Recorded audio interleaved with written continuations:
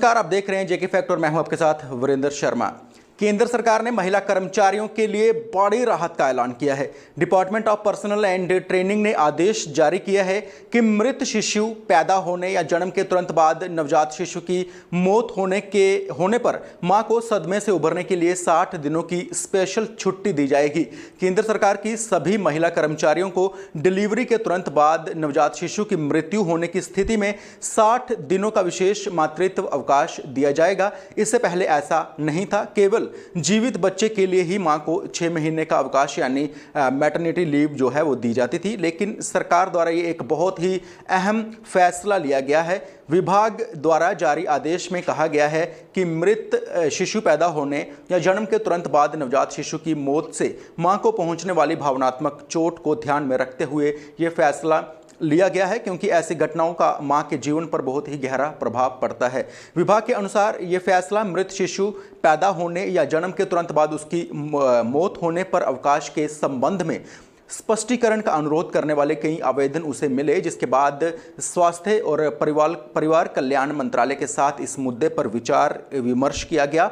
मृत नवजात शिशु के जन्म या प्रसव के तुरंत बाद उसकी मौत से पहुंचने वाले सदमे को ध्यान में रखते हुए केंद्र सरकार की महिला कर्मचारियों को ऐसी स्थिति में 60 दिनों का विशेष मातृत्व अवकाश देने का फैसला किया गया है।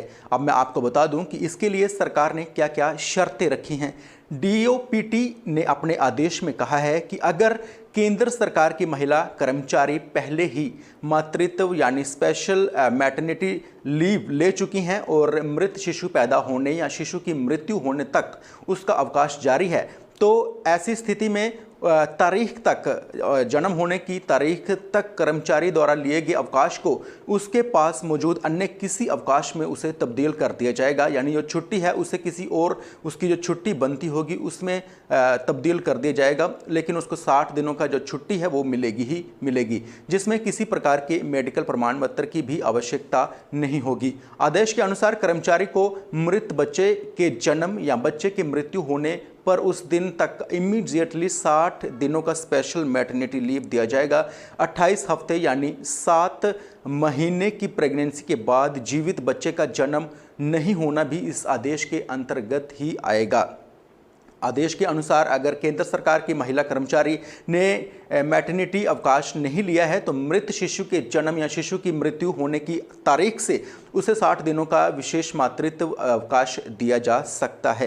केंद्र सरकार के सभी मंत्रालयों विभागों को जारी किए गए आदेश के अनुसार डिलीवरी से 28 दिन तक के भीतर नवजात शिशु की मृत्यु होने पर यह प्रावधान प्रभावी माना जाएगा। इस अवकाश का लाभ केंद्र सरकार की सिर्फ उन महिला कर्मचारियों को मिलेगा जिनकी 2 से कम जीवित संतानें हैं, यानी जिनके 2 से कम बच्चे होंगे और जिनका डिलीवरी ऑथोराइज्ड हॉस्पिटल से हुई होगी। ऑथोराइज्ड हॉस्पिटल्स यानी ऐसे सरकारी या निजी अस्पताल हैं जो केंद्र सरकार की स्वास्थ्य योजना के पैनल में शामिल होंगे। आदेश के अनुसार पैनल से बाहर के किसी भी निजी अस्पताल में आपात स्थिति में डिलीवरी होने पर इमरजेंसी प्रमाण पत्र देना अनिवार्य रहेगा।